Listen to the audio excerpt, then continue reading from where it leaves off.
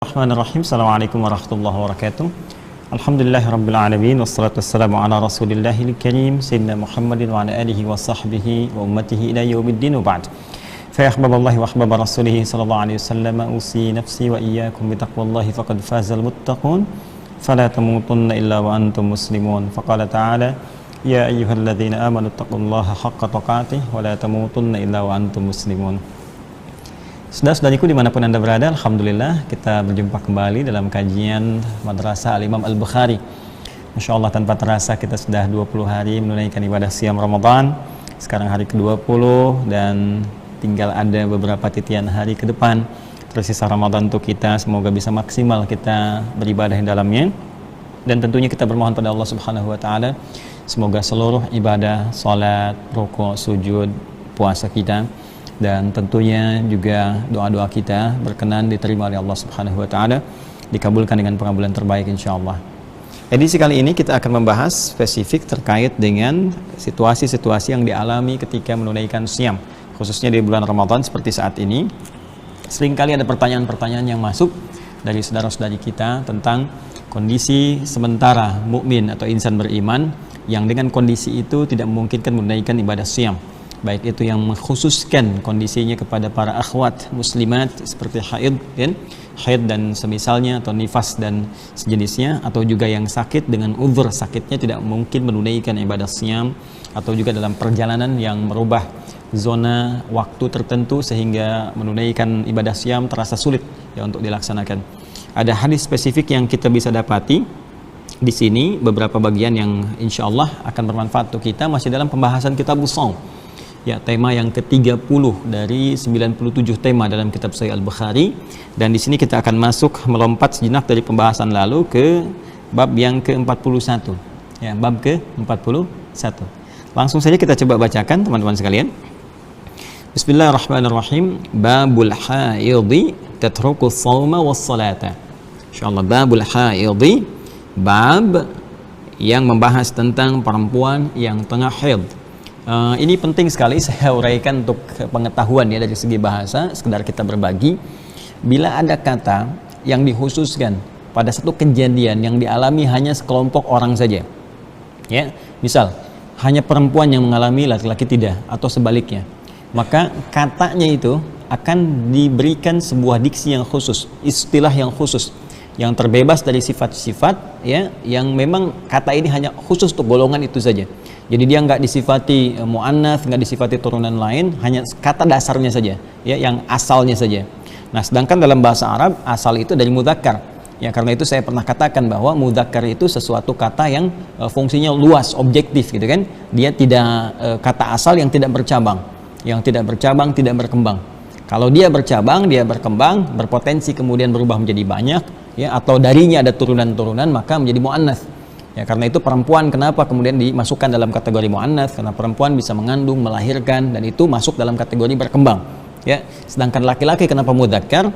Ya, karena dia tidak melahirkan, ya, tidak mengandung, tidak ada berkembang dari pribadinya, dari tubuhnya. Karena itu masuk kategori apa?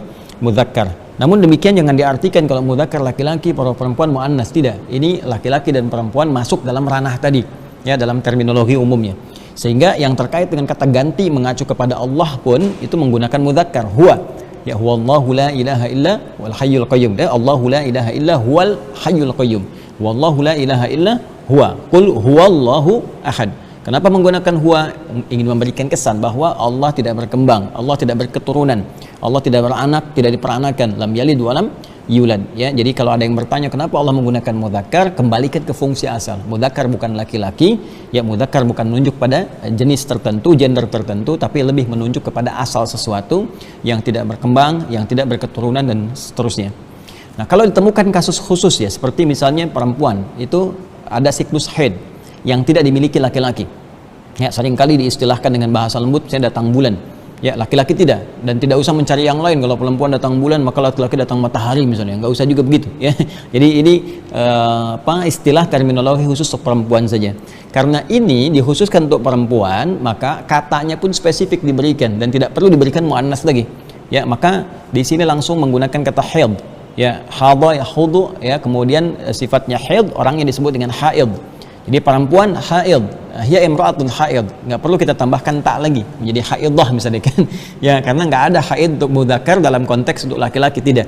Tapi haid di sini adalah kata spesifik yang diberikan kepada satu keadaan yang dialami satu peristiwa oleh perempuan saja. Seperti hamil misalnya kan, perempuan ini sedang hamil, nggak usah disebut hamilah, ya. Jadi hamil dalam konteks dia mengandung, dalam arti mengandung yang fisikal, kecuali kalau dia sifatnya majas atau kiasan, ya. Misalnya dia sedang membawa sesuatu di luar konteks kandungan, ya. Misalnya, maaf, di bahasa Arab itu kalau ada seseorang misalnya sedang provokasi itu kayak manas-manasin kan. Nah, di Arab itu ada peribahasanya sampai nanti masuk ke dalam redaksi Al-Quran. Dari redaksi Quran ini jadi kemudian istilah di masyarakat, ya, hammalah. Jadi ada hamilatun, asalnya hamilatul hatab, kalau terus-terusan disebut hammalah, yang terus-terusan, hammalatul hatab. Ya, seperti istrinya Abu Lahab ketika turun surah Al-Lahab, ya, tabat yada abi lahabi wa tab ma aghna anhu maluhu wa ma kasab sayasla naran dzata lahab wa imra'atuhu hammalatul khatab, ya, wa imra'atuhu hammalatul khatab. Hammalah, ya, itu yang membawa, ya. Asalnya apa? Kenapa menggunakan ta? Karena di sini bisa hammal untuk laki-laki, hammalah untuk perempuan. Ya, dalam konteks apa? Bukan mengandung, bukan berkembang, tapi dalam konteks membawa sesuatu untuk diprovokasi, ya, atau membawa benda boleh, ya. Huwa hammalul kitab, dia sedang membawa buku misalnya kan. Kalau perempuan hammalatul kitab, ya, dia sedang membawa buku, ya, atau hamilatul kitab, pembawa buku. Tapi dalam konteks mengandung cukup hamil, ya, mengandung dalam konteks anak. Nah, ini jadi saya terangkan di sini kenapa kalau ada yang bertanya, Ustaz, kenapa bukan haidah?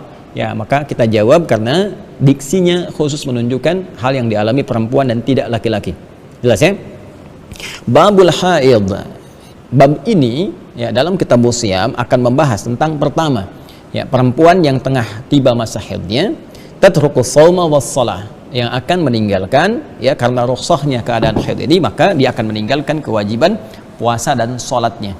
Dari judul ini Imam Al-Bukhari itu, beliau tuh faqih, ya, Masya Allah gitu, ya, faqih fil lughah, faqih fil ahkam, jadi mengerti dalam bahasa bagaimana menempatkan termasuk dalam hukum, ya. Jadi dari segi babnya saja, karena ini beliau konsekuensi dari penamaannya sendiri yang beliau katakan al-jami', ya kan, al-sahih al-musnad, ya. Jadi begitu beliau mengatakan ini, ya, al-jami' al-musnad, jadi begitu menuliskan kata musnad, ya, musnad di sini al-jami, bab yang sifatnya luas, komprehensif, al-musnad yang tersambung, kemudian runtutan riwayatnya kepada Nabi sallallahu alaihi wasallam, kemudian as-sahih diteliti validitasnya, semua dipastikan sahih, al-mukhtasar ringkas, ya, yang tidak bertele-tele. Jadi karena beliau ingin memberikan konsistensi dalam penyantuman di judul depannya bahwa ini adalah singkat, tidak terlampau luas, sehingga mudah untuk kita pahami, gampang untuk kita teliti dan kita amalkan, maka dari itu beliau memilih kalimat-kalimat yang mengandung makna syarah atau penjelasan, ya, termasuk di dalam bab juga. Jadi ketika beliau mengatakan di sini babul haidhi, bab ini menerangkan tentang perempuan yang tengah haid, tatrukus shauma was salata, dengan yang dengan haidnya itu dia meninggalkan, ya, kewajiban puasa dan sholatnya, kewajiban puasa dan sholatnya selama masa haid itu. Jadi ini memberikan kesan kepada kita, satu kesan fikih, ya, kesan fikih yang dimaksudkan adalah perempuan yang tengah haid. Di sini ada keterangan-keterangan dari Nabi sallallahu alaihi wasallam tersambung kepada keterangan Rasulullah bahwa yang haid itu maka dia tidak menunaikan kewajiban puasanya Ramadan dalam konteks ibadah Ramadan, ya, pun demikian dalam puasa sunnahnya, gitu. Maka dia tidak perlu berpuasa karena haidnya, ya, dalam keadaan dia belum suci, pun demikian dalam keadaan dia sholat pun dia tidak menunaikan sholatnya. Jadi ini fix, ya, kondisi ini yang disampaikan, karena nanti kita lihat ada perdebatan seputar nanti bab di qadha, nanti kita akan bacakan, ya, kita akan bacakan. Jadi termasuk kalau ada yang bertanya atau ada yang memberikan wacana bahwa perempuan yang puasa itu cukup dia tidak menunaikan sholat tapi masih boleh puasa. Nah, ini keterangannya akan digugurkan oleh hadis Nabi berikut, ya. Maka dibuka dulu pembukanya oleh Imam Al-Bukhari dengan menerangkan bahwa secara singkat, saya percepat, babul haid, bab menerangkan perempuan yang tengah haid, tatrukus shauma, maka ia, ya, meninggalkan puasanya, tidak berpuasa, wassalata, dan tidak juga menunaikan sholat, rukhsah, ya, karena rukhsahnya, Sebelum masuk kepada hadis dan keterangan para ulamanya, saya ingin berikan gambaran begini. Ada beberapa kondisi-kondisi tertentu yang Allah berikan rukhsah baik kepada laki-laki pun juga banyak ditemukan di perempuan, yang dengan rukhsah ini, teman-teman sekalian, ini akan menjadi hikmah dan hadirnya rahmat Allah yang dirasakan, ya, sangat luas sekali.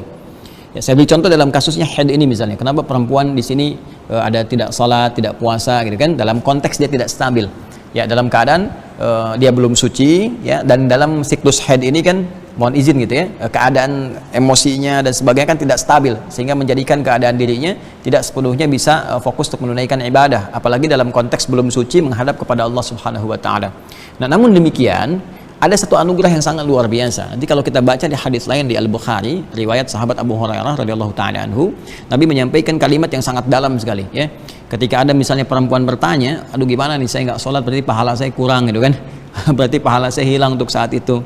Berarti saya nggak punya kesempatan yang lain-lain kan. Nah, yang sifatnya biasa saya kerjakan saat suci misalkan.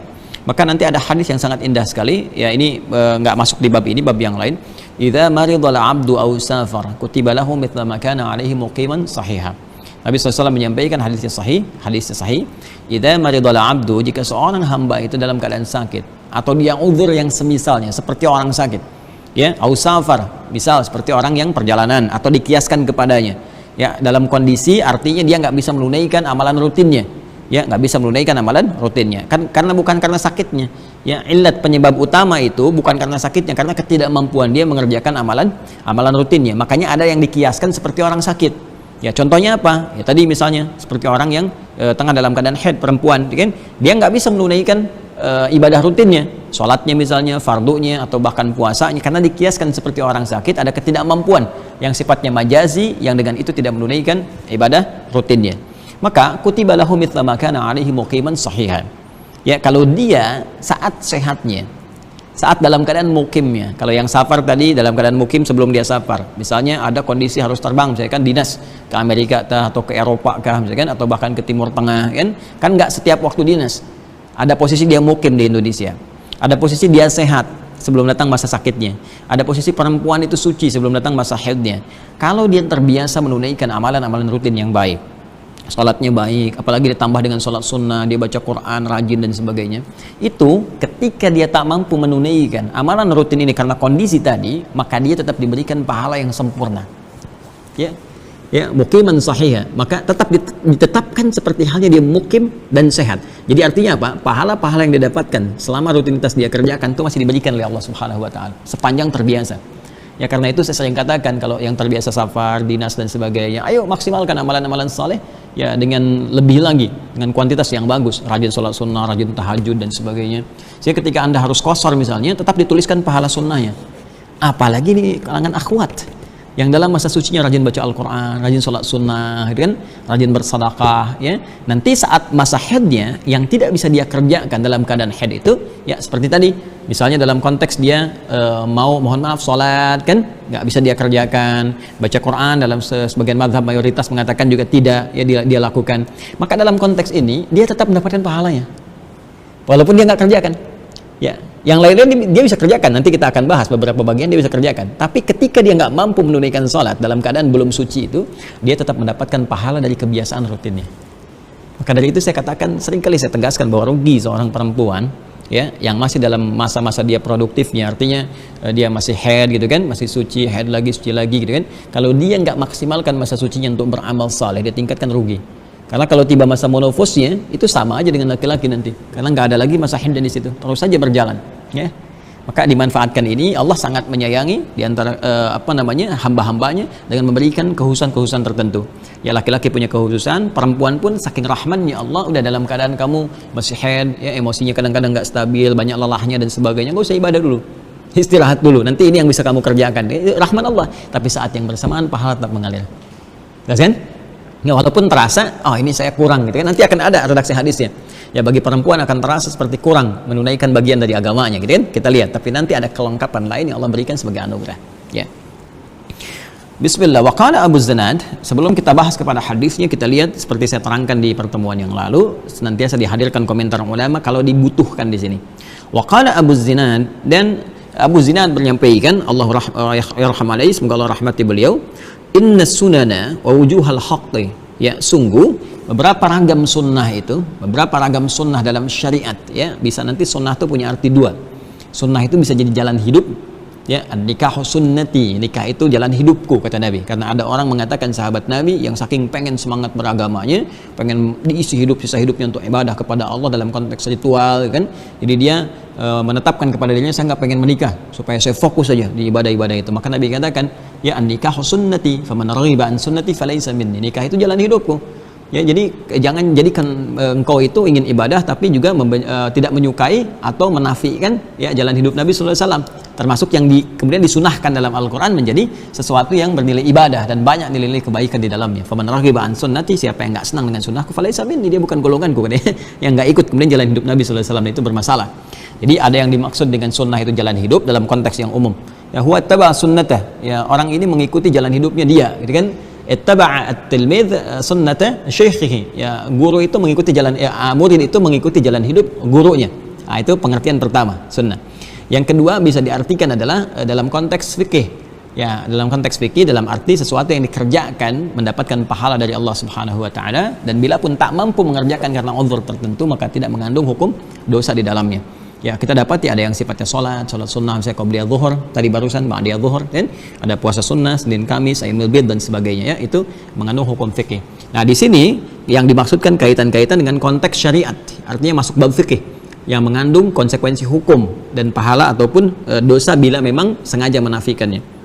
Innas sunana, sungguh di antara ragam sunnah itu, ya kan? Wa wujuhal haqqi, dan ragam-ragam kebenaran dalam syariat itu artinya dari dalil, dari fleksibilitas, kemudian perintah, larangan, kan ada yang sifatnya ragam. Ya, seperti saya beri contoh, bismillah itu kan bisa dibaca 4, ada ragam 4 bacaan. Bismillah dalam Al-Fatihah bisa dijaharkan, disirkan, nggak dibaca sama sekali. Rakaat pertama dibaca, selanjutnya tidak. Ya, kemudian takbir, ada yang begini, ya kan, sejajar dengan bahu yang pernah saya sampaikan, ada yang sejajar dengan daun telinga di sini. Ya, ada yang kemudian mau sujud pakai telapak tangan dulu, ada yang pakai lutut dulu gitu kan. Nah, itu ada ragam di sini, ada ragam. Ada kunut kan, ada yang kunut, ada yang tidak, ada yang nazilah gitu kan. Nah, la ta'ti katsiran ala khilaf ra'yi, itu biasanya menghadirkan ragam pendapat yang satu dengan yang lain bisa berbeda. Nah, itu biasa. Dan perbedaan ini ingat dasarnya adalah fleksibilitas, ya, kemudahan bagi hamba untuk menunaikannya. Jadi ada dua sebab. Satu, bisa jadi sebabnya karena faktor kemudahan bagi hamba untuk menunaikan, karena tidak semua hamba bisa menunaikan dengan cara yang sama. Nanti di fikih ikhtilaf kita belajar, dulu kita sampaikan di Ar-Rahman di Bandung ya, dalam masa-masa normal. Mudah-mudahan Allah berikan kesenjangan kepada kita, senjang waktu maksudnya ya, bukan kesenjangan ya, ini interaksi, waktu kepada kita ke lapangan, yang kita bisa kembali memulai kajian dengan baik ya, dalam situasi yang normal untuk kita insya Allah. Nah, jadi ada yang sifatnya nanti khilaf itu teman-teman sekalian, ada yang sifatnya kemudahan karena tidak semua hamba bisa menunaikan dengan cara yang sama. Ada yang bacaan, ada yang gerakan. Seperti bacaan Al-Quran sendiri kan ragamnya ada 7 qiraat, kemudian yang qiraat itu dibagi lagi nanti 7 itu mutawatir, sepakat dibaca Al-Quran, dibaca dalam salat. Ada yang masyhur, tambahannya 3, kemudian ada yang syadz ya, yang tidak dibacakan dalam Quran apalagi dalam salat gitu kan, tapi dia boleh jadikan bagian dari penafsiran. Nah, jadi ini kita lihat saja nanti ragamnya, bisa ada yang imalah pakai e ya, kita wadduha yang riwayat Asim ya, kemudian hafaz dari Asim, kemudian ada yang pakai e imalah wadduha ya, seperti Waras misalnya dari Nafi, atau Khalad dan Khalaf dari Hamzah ya, itu ragam ya, karena ternyata diduga ditelusuri nggak semua orang-orang Arab bisa melafadzkan dengan cara yang sama, atau terkait dengan kejadian tertentu ya, kejadian yang menghasilkan hikmah, seperti kasusnya Bismillahirrahmanirrahim yang mulanya dari Alhamdulillahirrabbilalamin Ar-Rahmanirrahim. Ibnu Abbas radhiyallahu ta'ala anhuma bertanya kepada Rasulullah SAW, ya Rasulullah, tidakkah Allah menurunkan satu ayat untuk membatasi ya antara surah itu, sehingga orang kemudian hari tidak mengesan atau tidak terkesan baginya ya, membaca ayat ini bersambung satu dengan yang lainnya, dan dia nggak bisa bedakan ya. Kalau sahabat Nabi tahu ini turun surat ini surat ini, tapi kalau nggak ada batas, khawatirnya nanti ya nggak paham umat kemudian, seperti kita saat ini tahu-tahu qul huwallahu nyambung qul a'udzu birabbil falaq dan seterusnya. Karena itu di sini, maka setelah pertanyaan itu tiba, turunlah kemudian Bismillahirrahmanirrahim. Maka setiap surah itu ada Bismillahirrahmanirrahimnya, kecuali surah Al-Bara'ah, surah At-Taubah. Karena itu terkait dengan peperangan, ya kan? Sedangkan Bismillahirrahmanirrahim mengandung nilai kasih, nilai sayang. Dalam peperangan nggak ada kasih, nggak ada sayang. Saya sering katakan, nggak ada orang nembak pakai sayang. Izin nembak, dor, ya sakit nggak? Maaf ya sayang, nggak ada. Nembak ya nembak gitu kan, bom yang ngebom. Nah, jadi itu kondisinya. Tapi demikian tetap jumlah Bismillahirrahmanirrahim 114 dalam Al-Quran. Ya, yang di situ nanti akan ditemukan di Quran surah An-Naml surah ke-27 ayat 30. Wa innahu min Sulaimana wa innahu bismillahirrahmanirrahim. Jadi Al-Fatihah ada bismillahirrahmanirrahim, Al-Baqarah ada bismillahirrahmanirrahim, Ali Imran masuk ke Ali Imran ada bismillahirrahmanirrahim, demikian seterusnya sampai ke An-Nas, kecuali di At-Taubah nanti para ulama mengatakan yang di situ tergantikan di An-Naml ayat ke-30. Ya, namun demikian ketika kasus Al-Fatihah dibacakan dalam salat ataupun yang lainnya, Nabi membacakan dengan 4 cara. Ya, sebelum peristiwa kejadian tadi Nabi bacakan dengan Alhamdulillahirabbil alamin tanpa bismillahirrahmanirrahim. Setelah itu terjadi Nabi bacakan kadang dengan jahar bismillahirrahmanirrahim Alhamdulillahirabbil alamin, atau kadang Nabi sirkan kemudian ya, lalu setelah itu langsung Alhamdulillahirabbil alamin, atau dibacakan kata Abu Hurairah dibacakan pertama, rakaat pertama bismillahirrahmanirrahim jahar, selanjutnya beliau nggak bacakan kembali. Jadi di sini ada kasus terkait dengan turunnya akan hikmah sesuatu. Dan itu pilihan kepada kita. Ya, pilihan. Nah, di sini dikatakan, penting saya katakan la ta'ti katsiran ya ala khilaf ra'i. Maka di sini boleh jadi ada beberapa ragam pandangan untuk kemudahan kita memilih. Dalam konteks ini nggak boleh saling menyalahkan. Nah, jadi kalau kita temukan misalnya ini ragam si A begini, si B begini, nggak boleh kita katakan si fulan salah, si ini begini, ya kan? Harus kita di sini bijak dan memahami. Kalau orang paham pasti mengerti, oh dia pakai itu dalilnya ini. Ya, termasuk misalnya yang kunut, oh dia kunut dalilnya ini, oh dia nggak kunut dalilnya ini, mengerti. Kalau itu bisa kita terapkan, itu indah insya Allah. Nggak akan kita temukan perselisihan, perdebatan, misalnya merasa benar sendiri atau pengantar kepada bab-bab yang ekstrim dan sebagainya, itu nggak akan kita temukan. Ya, dan paham, makanya fikih ikhtilaf itu penting.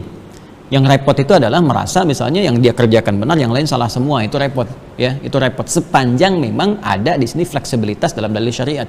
Kalau yang jelas salah dari bab usul ya jelas salah, nggak bisa kita tepikan.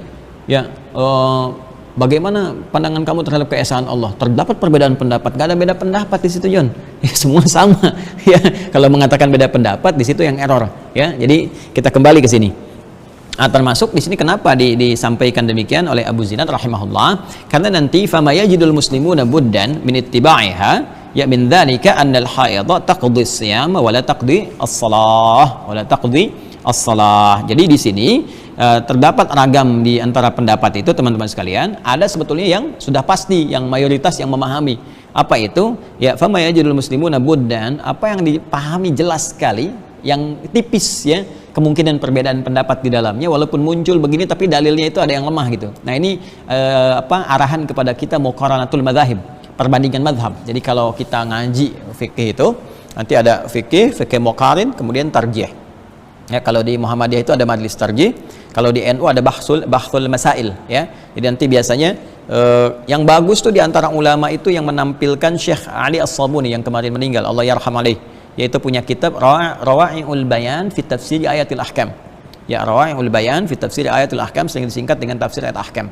Itu tampilan beliau itu kalau ada ayat-ayat hukum, setelah itu mufradat dulu apa maknanya, setelah itu makna ijmali, makna umumnya apa, setelah itu pendapat dari mazhab para ulama. Ya, nanti misalnya mazhab Abu Hanifah menyikapi ini apa berdasar dalil dari Nabi yang ditemukan oleh mazhab Abu Hanifah, dalilnya apa. Kemudian dari mazhab Maliki apa, mazhab Syafi'i apa, Hambali apa. Ini mazhab itu bukan kelompok ya, tapi pemahaman terhadap dalil Nabi, hadis dari Nabi, menyimpulkan ada perbedaan di sini, ada klasifikasi kemudahan, yang dipilih apa, dalilnya apa. Nanti setelah itu dibandingkan. Ya, namanya muqarin, fiqhul muqarin, dibandingkan. Nah, dari kekuatan dalilnya ditimbang, nanti ditemukan yang paling kuat, tarjih namanya. Ya, wal qaul rajih kita pun pendapat yang paling kuat ini. Tapi juga misalnya kita dalam konteks yang kalau dalil yang lain kuat tidak menafikan. Tapi kalau dalil yang lain sangat lemah sekali, itu ditepikan, yang ini yang diambil. Nah, dalam kasus ini ada beberapa pandangan dari segelintir kecil gitu kan, yang itu sebetulnya tidak kuat dalilnya, bahwa perempuan yang haid itu tidak perlu mengqadha di sini puasanya ya, karena qadha salat pun tidak dilakukan.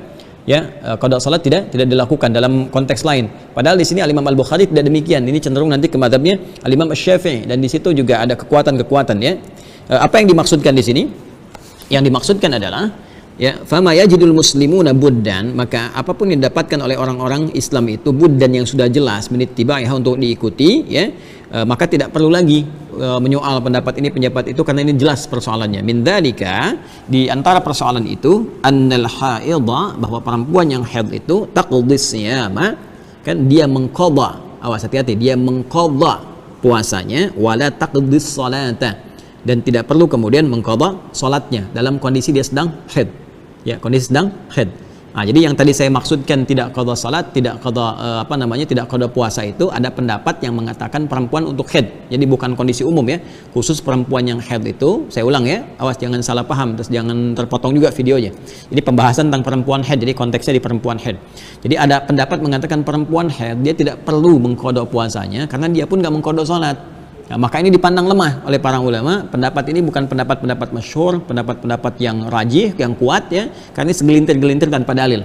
Ya, kenapa? Karena dikalahkan ini dari Al-Qur'an. Dalil Al-Qur'an mengatakan Al-Baqarah 184 ayyaman ma'dudat.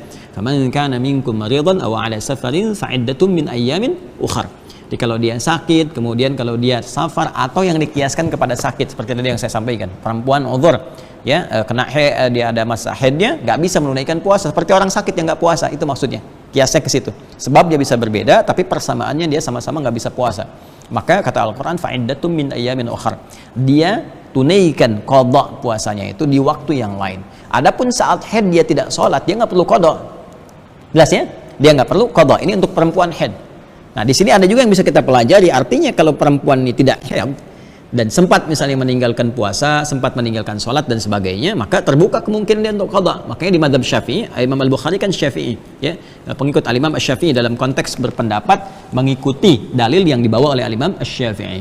Artinya di luar orang-orang yang haid ya, perempuan biasa atau laki-laki misalnya ya, yang dia sengaja misalnya pernah menunaikan pernah mengabaikan sholat ya dalam hidupnya atau pernah nggak puasa, maka di situ dia coba lihat berapa kali dia nggak menunaikannya selama hidupnya, dia coba cicil. Makanya di mazhab Syafi'i ada qada sholat selain qada puasa. Ya, qada sholat itu ada yang sifatnya karena lupa, ada yang sifatnya tertinggalkan.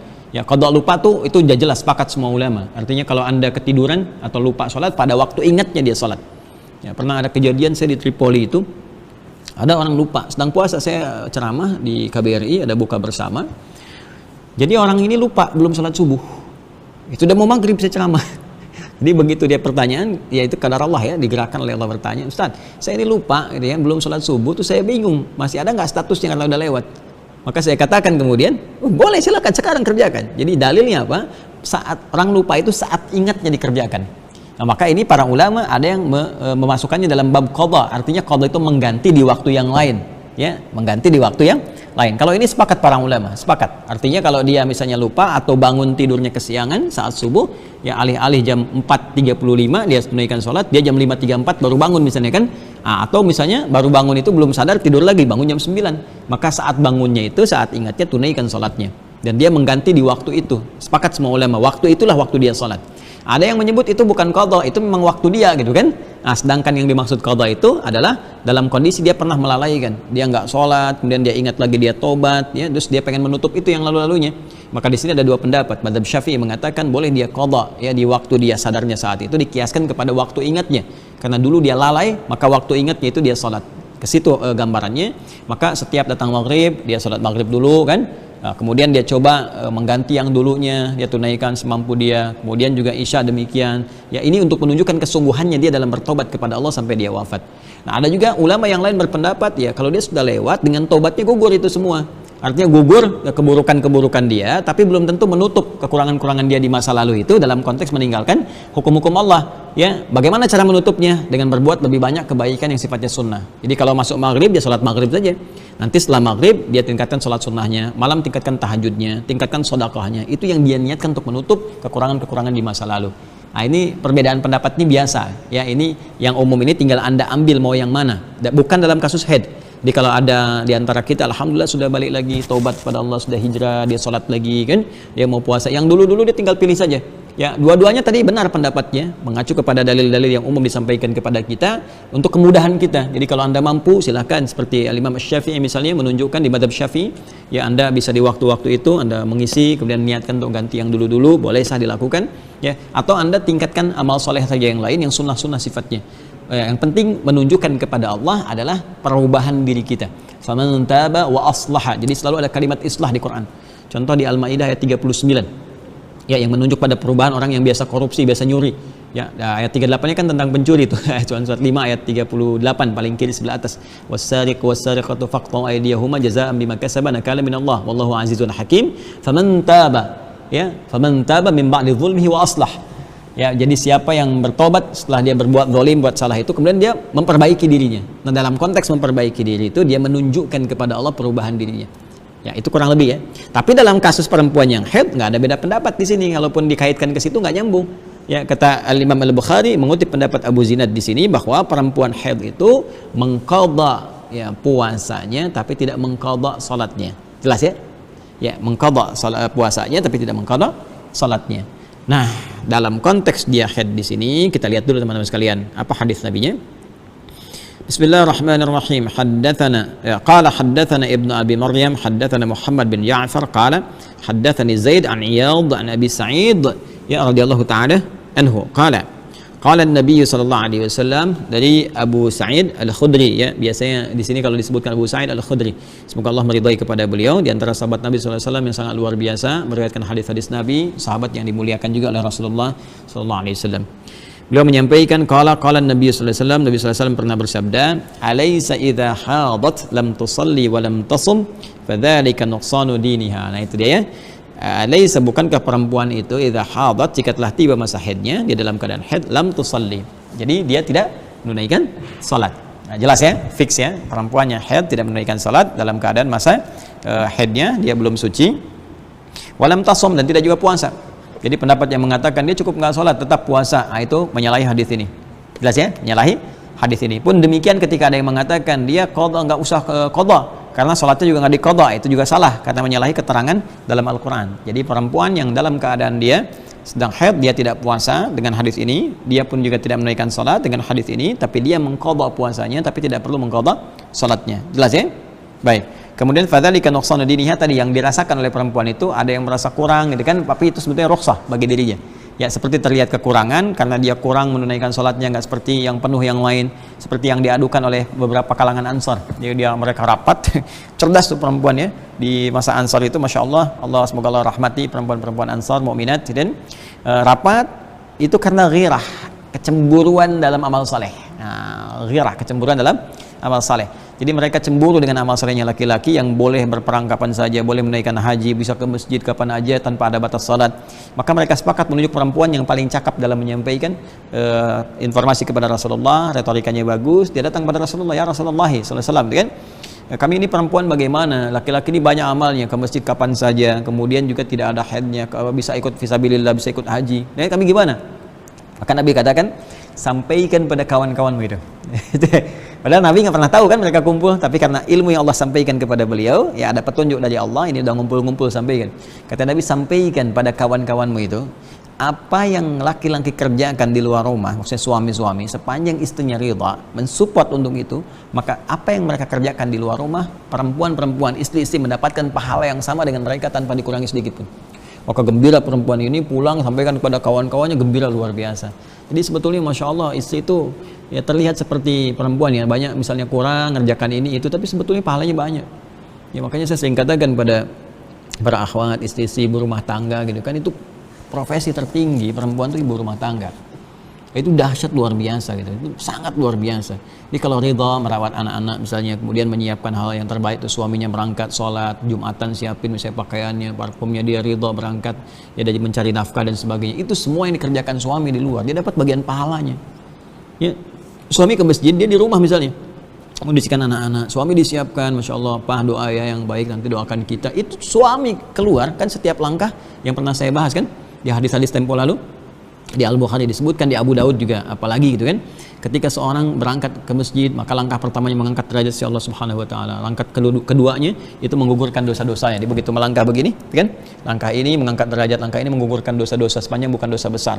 Nanti Allah akan berikan ketenangan ya, termasuk persoalan-persoalan rumah tangga gitu kan, mungkin ada khilaf, ada apa sama pasangan, nanti biasanya diberikan kesadaran, pulang-pulang saling maafan dan sebagainya, itu terjadi. Kemudian nyampe dapat 25 kebaikan, sholat dapat 27 derajat, pahala-pahala lain. I'tikaf tuh jangan diniatkan Ramadan saja. Kata Imam An-Nawawi dalam kitab At-Tibyan, seorang yang masuk masjid, dia berniat i'tikaf, dia berniat sekalian i'tikaf di masjid itu, maka saat duduknya sementara waktu dipandang i'tikaf punya pahala. Duduk nunggu waktu sholat. Jadi hari-hari biasa juga, termasuk Ramadan, bukan malamnya saja. Ya kalau kita di hari-hari biasa datang sambil nunggu sholat dan sebagainya, itu masuk pahala kalau kita niatkan i'tikaf. Itu istri dapat pahalanya.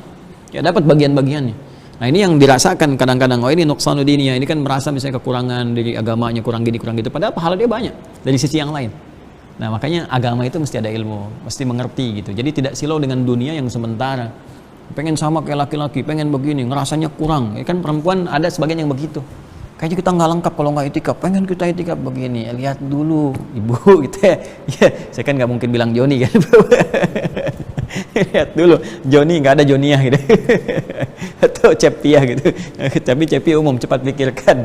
Ya jangan cuma dihukumi gitu ya. Kalau ada anak-anak yang harus dirawat di rumah, terus jangan dipaksakan bawa bayi, dikasih ASI sambil nangis-nangis, malah repot semua orang gitu kan.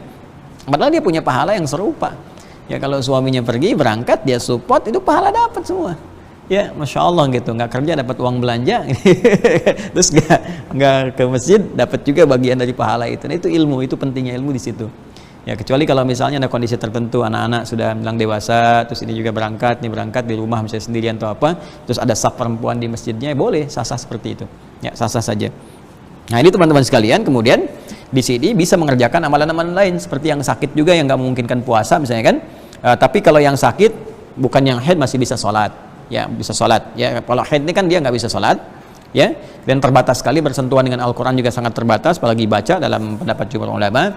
Maka apa yang bisa dikerjakan perempuan yang dalam keadaan haid atau nifas atau semacamnya, dia bisa mengerjakan amalan-amalan lainnya yang utama seperti belajar tajwid, baca tafsir.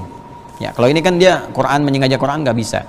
Tapi kalau dia misalnya belajar dalam konteks tajwid, hukum-hukum bacaan, boleh. Ya dicontohkan dalam yang lain misalnya kan bacaan lain.